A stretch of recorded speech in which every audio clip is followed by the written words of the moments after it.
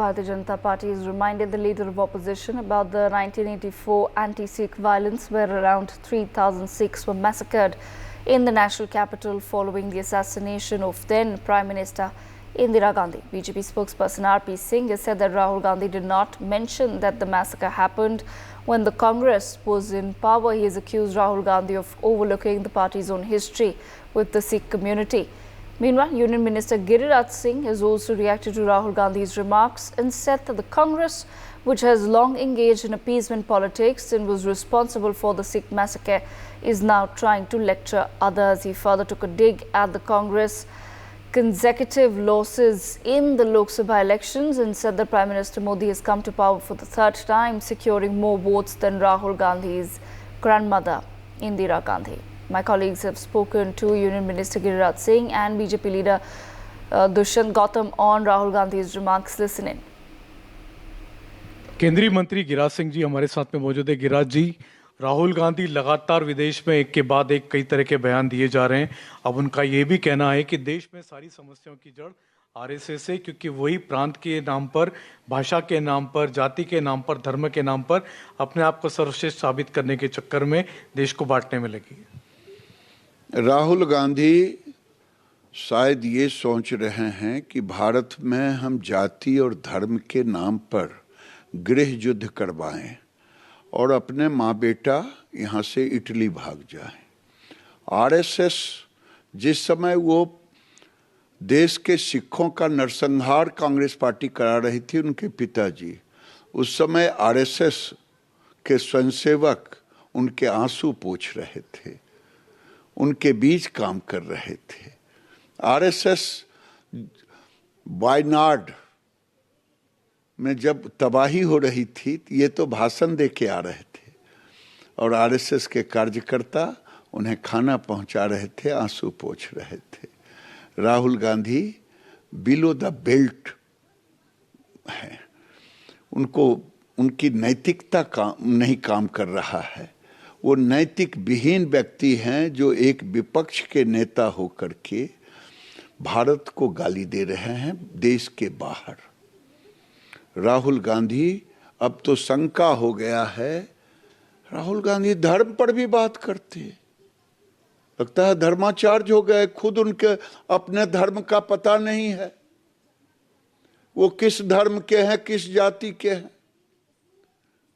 अपने दादाजी के मजार पर प्रयागराज में नहीं जाते और धर्म में लोगों को, किसी को ईसा मसीह बना रहे हैं।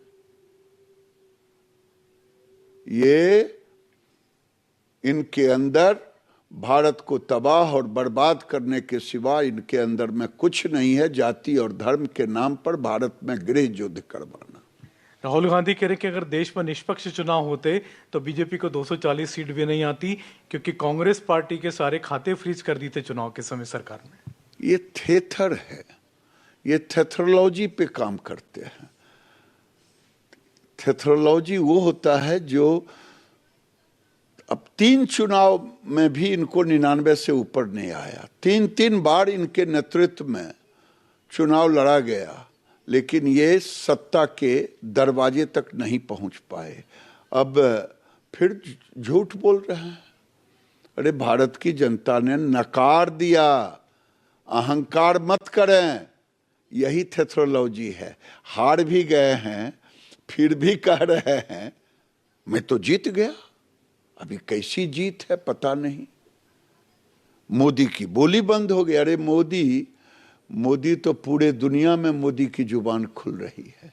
आपको पूरा भारत गाली दे रहा है कि एक विपक्ष का नेता होकर के देश को बाहर में जाके गाली दे। बीजेपी के राष्ट्रीय महासचिव दुष्यंत गौतम जी हमारे साथ में मौजूद हैं। दुष्यंत जी, राहुल गांधी विदेशी धरती पर हैं, विदेशी दौरे पर हैं और आज फिर से उन्होंने हमला किया। उनका कहना है कि सारी समस्याओं की जड़ देश में आरएसएस है, क्योंकि वो न तो कि किसी प्रांत को मानती है, ना भाषा को मानती है, ना किसी धर्म को मानती है, अपने आप को सर्वोत्तम मानती है। देखिए, राहुल गांधी जी ने आज झूठ बोलकर देश को जातिवाद के अंदर, धर्म के अंदर किसी भी तरीके से टुकड़े टुकड़े गैंग के सरगना के रूप में देश को तोड़ना चाहते हैं। इसलिए जो भी देश को मजबूत कर रहे हैं उनका डायरेक्ट उस पर अटैक होता है। आज आरएसएस के द्वारा हम अपनी संस्कृति संस्कारों के माध्यम से देश को मजबूत कर रहे हैं। एक तरफ वो कहते हैं संसाधनों पर हक, पहला हक माइनॉरिटी पर है, धर्म के नाम पर वो संबंध विच्छेद करते हैं लोगों को आगे में टुकड़े टुकड़े गए की तरह वो काम करते हैं। तो जैसा व्यवहार वो कर रहे हैं लगातार, कहीं ना कहीं मुझे लगता है कि उन्होंने एक सूचीबद्ध तरीके से कर रखा है।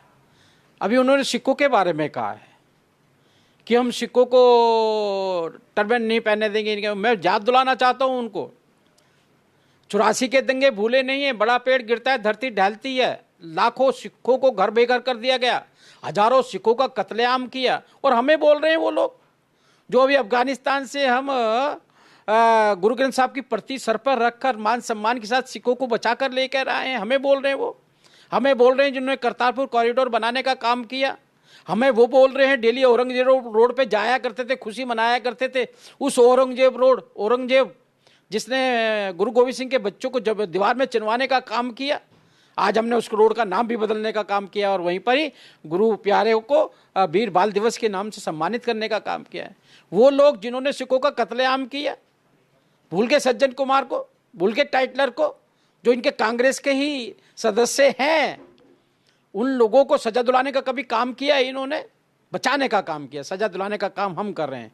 84 के दंगों के अंदर 300 के करीब काली सूची थी, उसको बहाल करने का, उनको दोबारा हमने एंट्री कराने का देश में हमने काम किया है। हमने सिखों का सम्मान बढ़ाने का काम किया। लेकिन राहुल गांधी जी ने झूठ का, पुलिंदा बोलने का, क्योंकि अब उनका चल गया था इस चुनाव के अंदर, संविधान बदल देंगे, आरक्षण खत्म कर देंगे, ये सब चल गया, तो उनको लगता है अब झूठ झूठ झूठ झूठ बोलते रहो और देश को टुकड़े करते रहो।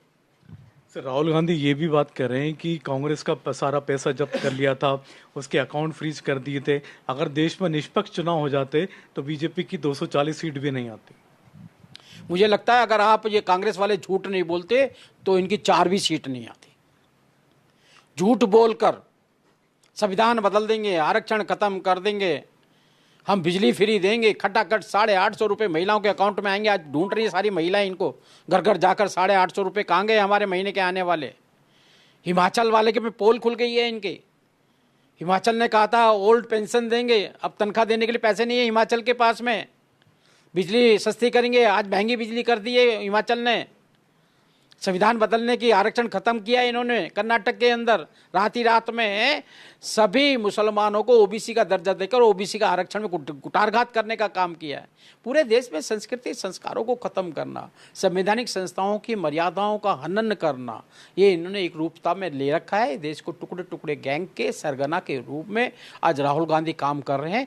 देश को जाति में, धर्म में, भाषा में जिस प्रकार से भी तोड़ा जा सकता है, और सही मायने में देखा है तो विदेश में जाकर हमारी छवि को, जो 5वीं अर्थव्यवस्था, 3री अर्थव्यवस्था की ओर जा रहे हैं, विकसित भारत की ओर जा रहे हैं, जहाँ सेना परवल हमारी मजबूती की ओर बढ़ रही है, वहाँ जाकर वो कहीं ना कहीं हमारी संस्कृति, लोकतंत्र की हत्या भी करते हैं, बदनाम भी करते हैं, और चाइना और पाकिस्तान के प्रवक्ता के रूप में काम करते हैं। क्योंकि चाइना से 1 करोड़ 35 लाख रुपया लिया राजीव फाउंडेशन में।